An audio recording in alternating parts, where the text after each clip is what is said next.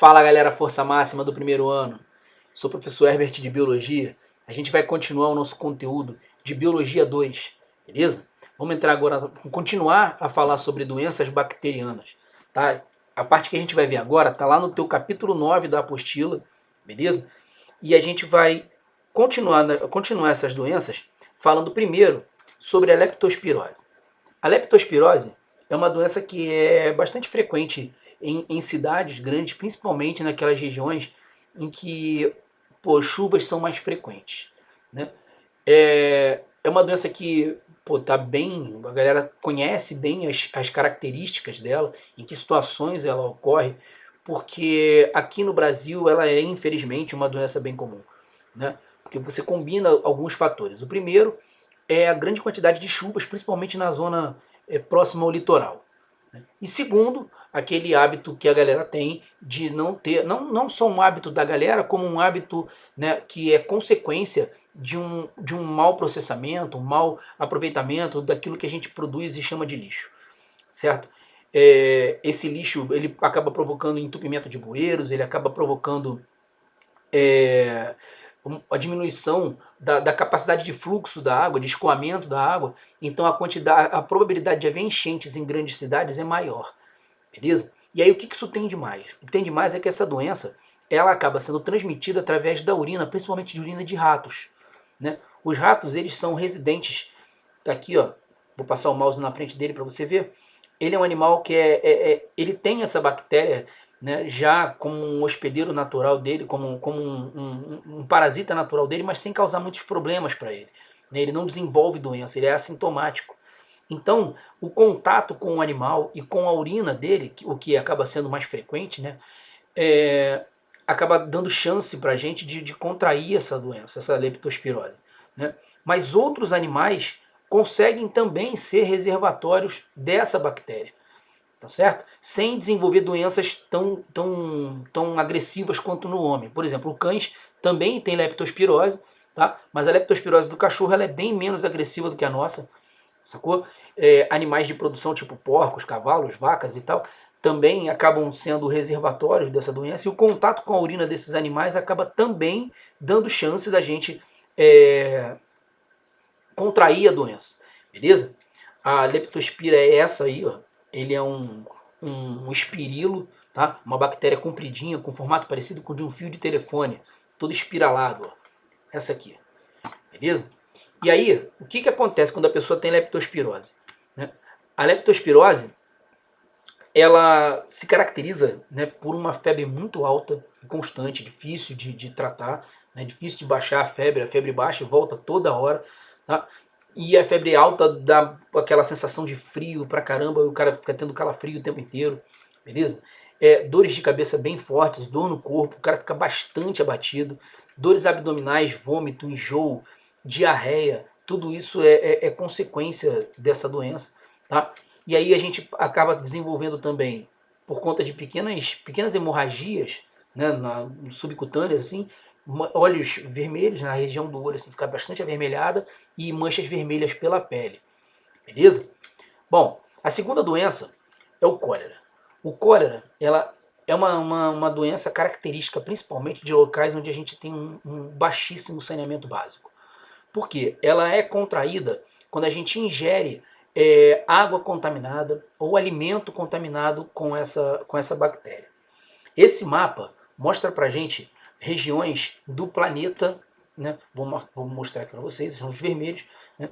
Onde a gente tem alta incidência de cólera, e o Brasil aqui, ó, infelizmente, né, tá dentro dessa galera aqui, e os casos que acontecem no Brasil são principalmente no Nordeste, tá? E assim, já foi bem controlada a situação a partir dos anos 2000, mas durante a década de 90 houve um surto bem grande de cólera, né? Ano passado, final do ano passado, início desse ano, um surto bem forte aqui no Oriente Médio, por conta desses conflitos que tem lá, né? E é comum também haver surtos de cólera após as inundações provocadas por tsunamis e terremotos e tal, né? Porque começa a dificultar o tratamento da água, o esgoto e a água que vai para a população consumir acabam entrando em contato uma com a outra, né? Então o risco de contaminação da galera aumenta muito.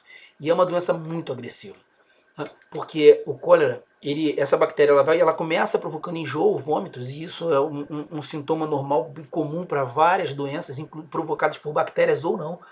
Tá? Então, o cara saber que está com cólera só por conta dos enjoos é difícil, não é fácil de fazer esse tipo de associação direta, de diagnóstico direto, né? Mas aí quando ela começa a se proliferar, ela ocupa a parede do intestino e começa a liberar toxinas na parede. E essas toxinas provocam uma reação e as células começam a perder água e sais em grande quantidade. Quando ela perde sal, o sal acaba puxando água por osmose, e aí mais água vai saindo, e aí a desidratação é severa, é muito forte, né? Vão provocar diarreias intensas. Se não houver uma reposição de líquido, e assim, só o soro caseiro não adianta. Às vezes o cara tem que ficar internado tomando soro na veia direto para poder repor esses líquidos, porque senão ele pode morrer por conta da desidratação. É muito forte. E assim, se não houver o tratamento, né, em poucos dias o cara morre. Assim, em 3, 4 dias ele morre por conta dessa infecção. Tá? É bem agressivo o cólera. Mas assim, é engraçado que parte da população não desenvolve sintoma nenhum pelo cólera. O cara tem o cólera, né, tem a bactéria, ele acaba contaminando outras pessoas, não diretamente, tá? Não é uma doença de contaminação direta, tipo a gripe, por exemplo, mas a pessoa que tem o cólera, ele tem chance de contaminar o ambiente. E aí, se você tem uma zona que não tem saneamento básico, as fezes daquela pessoa entram em contato com a água, que em algum momento acaba servindo de consumo para a população. O cara vai lavar o alimento naquela água, ele vai usar aquela água para lavar a mão, e aí as bactérias ficam na mão dele e ele acaba, tipo, pega uma maçã para comer e se contamina. Entendeu? E assim, mostra que provavelmente essa reação em relação às toxinas é bem parecida com uma reação alérgica, tá? Mas é uma doença bastante perigosa, beleza? Então, a próxima doença é a coqueluche. Coqueluche é uma doença também bastante comum em crianças, né? Ela é provocada por essa bactéria Bordetella pertussis, tá? Que é um bacilo. Olha aí, o formato assim parece um bastãozinho, tá? E ela provoca tosse constante, respiração lenta e prolongada por conta da dificuldade que o cara tem de respirar. Então, a coqueluche, sim, é uma doença de contágio direto, de transmissão direta, beleza? Então, o cara respira aquele ar, tipo, porque uma pessoa tossiu perto dele, e aí ele inala a bactéria e ele contrai a doença, tá? E, assim, não é uma doença tão grave, mas tem como a gente, ninguém quer ficar doente, né? E aí o combate a essas doenças que são de contágio direto, de transmissão direta, normalmente é feito através de vacinas, tá? E a gente tem uma vacina bastante eficiente para coqueluche, que é a vacina DTP, ou vacina tríplice bacteriana, que protege o corpo contra 3 doenças bacterianas, né? Como eu falei, tríplice, né? Então, são a difteria, o tétano e a coqueluche. Esse D é de difteria, o T de tétano e o P é do pertussis da coqueluche, beleza? Esse gráfico mostra pra gente a eficiência da vacinação, tá? Eu de novo vou mostrar para vocês aqui com o mouse, ó. Nota que quando a taxa de vacinação, a incidência de vacinação aqui, ó, era menor, a quantidade de pessoas com a doença era bem grande, né? À medida que os programas do governo foram incentivando a galera a se vacinar, né, o número de vacinados foi aumentando, houve uma queda brusca na incidência da doença, né? Aí lá por volta do final dos anos 2010, 2011, né, houve uma diminuição da quantidade de pessoas vacinadas, o que provocou um aumento de novo no número de casos. Isso gerou um novo programa do governo para poder vacinar mais pessoas e tentar combater essa doença, né? Que na verdade essa vacina acaba protegendo a pessoa contra outras doenças também, entendeu? Então um aumento no número de casos de coqueluche pode acabar sendo acompanhado de um aumento no número de casos de difteria, aumento no número de casos de tétano, já que a vacina serve para os 3, beleza? Então vamos para a próxima doença, que na verdade assim, o teu livro ele bota uma tabelinha com várias outras doenças provocadas por bactérias. Eu vou colocar algumas que eles botaram lá, tá? Então, começando com a erisipela. A erisipela é uma doença comum, assim, não muito comum, logicamente, mas você encontra pessoas com essa doença às vezes, ela provoca manchas na pele, manchas avermelhadas, principalmente, normalmente nas pernas. Por quê? A bactéria, que é o Streptococcus pyogenes, tá? Um Streptococcus, não sei se você vai lembrar, é uma bactéria que assume esse formato assim, parece um colarzinho de pérolas. Tá? É diferente do Staphylococcus, ó, da próxima doença que eu vou falar daqui a pouco. Ele parece um cachozinho de uva. Tá? Então, quando eu estava lá na faculdade, eu aprendi um macetinho assim com a tia, que para você não confundir uma com a outra. Se você pegar um colar de pérolas assim e segurar e puxar, ele faz Streptococcus, viu? Aí você não confunde mais. Se você souber qual é o Streptococcus, você vai consequentemente saber qual é o Staphylococcus. Tá? Essa bactéria ela acaba penetrando por feridas que normalmente acontecem, que ocorrem, que são comuns, né? Nas pernas, nos pés, porque são locais que normalmente o cara dá uma topada, né? Pisa em alguma coisa e machuca o pé, tem um ferimento na perna porque arranhou em algum lugar, e aí a bactéria ela penetra por essa ferida, e aí ela acaba se proliferando na parte de baixo da pele, tá? E aí provoca aquela vermelhidão com bastante dor, febre. Qualquer infecção bacteriana acaba provocando febre, tá? Então dói bastante, provoca a formação de pus, fica bem inchado, é chato, mas aí a pessoa tem que tomar antibiótico e vai fazendo os tratamentos direitinho e ela cura normal, beleza? Então a próxima é o impetigo, tá? Que é provocada pelo Staphylococcus. O Staphylococcus, na verdade, ele provoca um monte de coisa. O Staphylococcus é comum à beça. Sabe aquele ferimento superficial que você tem de vez em quando que inflama? Né? Normalmente essa inflamação de um ferimento superficial é provocada por esse mesmo carinha aí, Staphylococcus aureus. Tá? E aí, em crianças, principalmente, normalmente criança, tá? Mas não só com criança, mas normalmente crianças, aparecem umas feridinhas assim ao redor da boca, nariz, aparece um herpes assim, tá? Ao redor aqui assim dessa região do nariz, da boca, né? Às vezes acontece nas mãos, nas nádegas, beleza?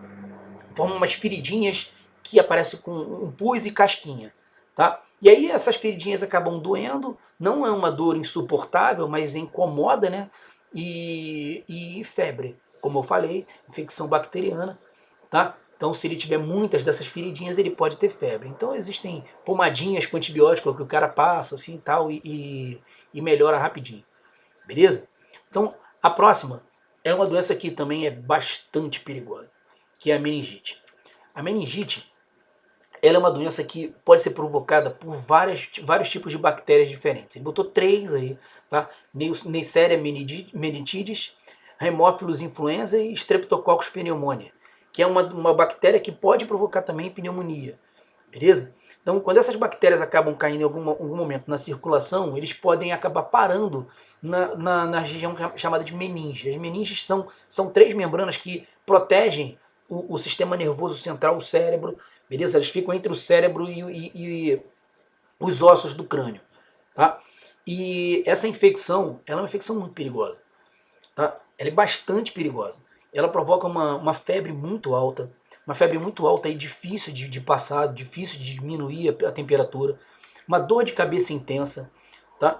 E ocorre aquela rigidez na nuca, característica, né? Que o médico tenta fazer com que a criança encoste o queixo no peito, e aí ela não consegue fazer isso, porque essa região aqui fica toda endurecida, beleza? A região do pescoço aqui na frente também fica rígida, o cara sente bastante dor, tá? E é frequente, essa doença é frequente levar à morte, principalmente se ela não for tratada logo de início, tá?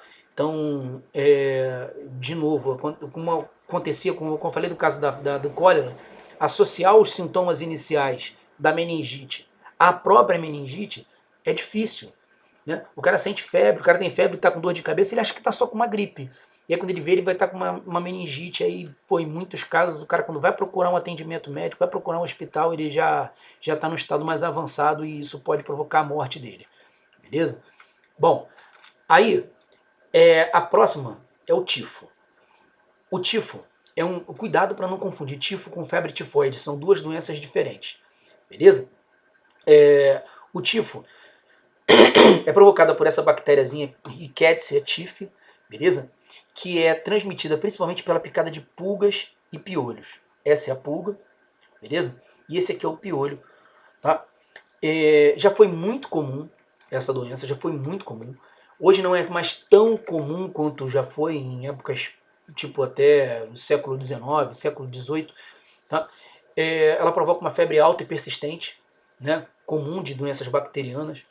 Manchas vermelhas pelo corpo são as pintinhas, beleza? Porque provoca umas pequenas hemorragias por baixo da pele também. A febre tifoide, ela carrega esse nome justamente porque ela aparenta, a pessoa aparenta estar com tifo, beleza? Mas ela é um pouquinho mais agressiva, tá? E essa febre tifoide, perdão, o tifo, esse nome, ele ele é derivado de uma palavra grega que significa confusão, porque o cara fica, dentre os sintomas, ele pode ficar confuso, mentalmente confuso, sacou? Ter noção do que tá falando às vezes, beleza? Bom, aí, arqueobactérias são um outro grupo de seres dentro do reino Monera, beleza?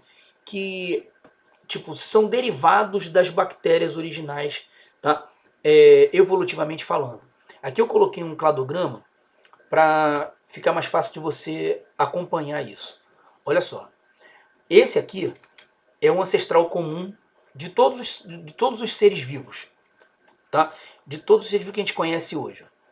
Você tem seres vivos que são bactérias verdadeiras, arqueobactérias e os eucariontes. Nós estamos aqui dentro desse grupo vermelho, beleza?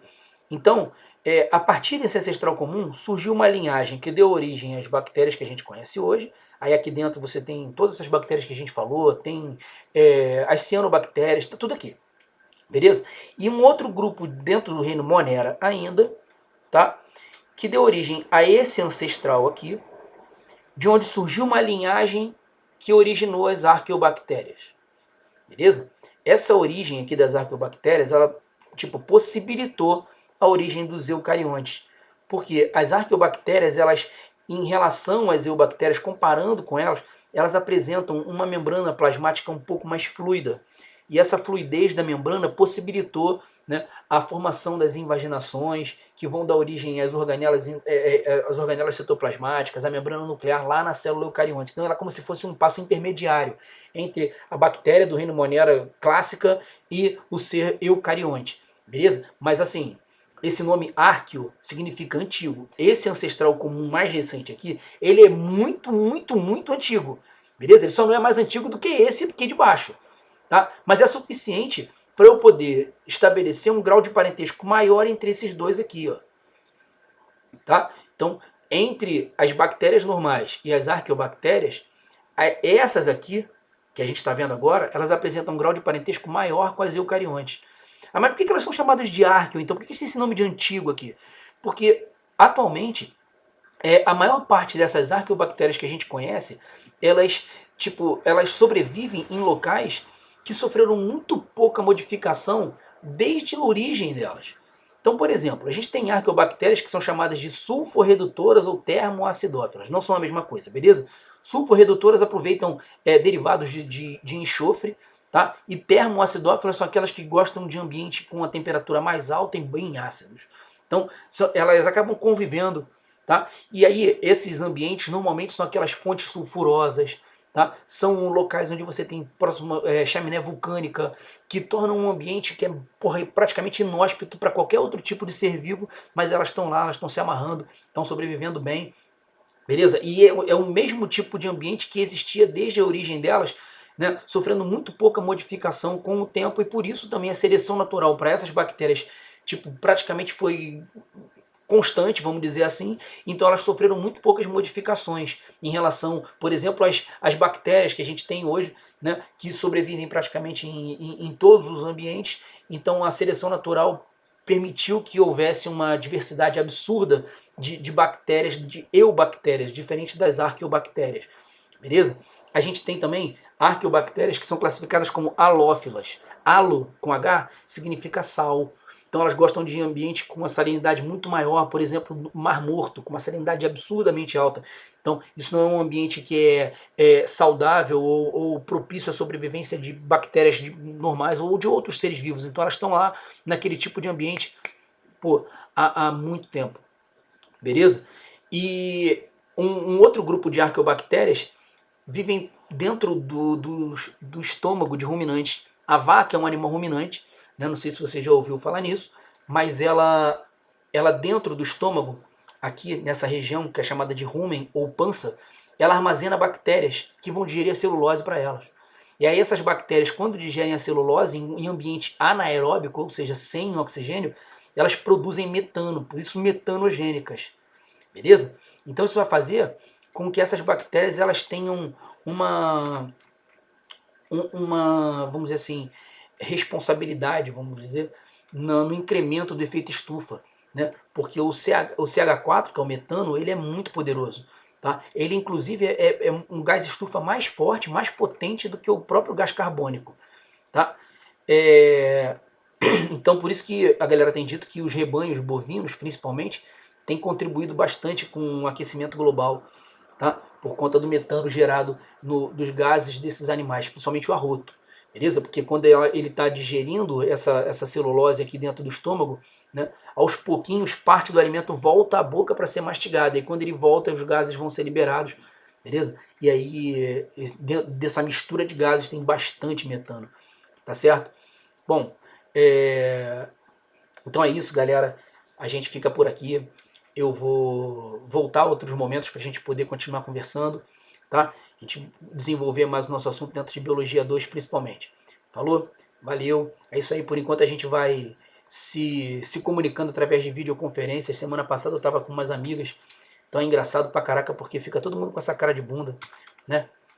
Beijo, galera. Valeu.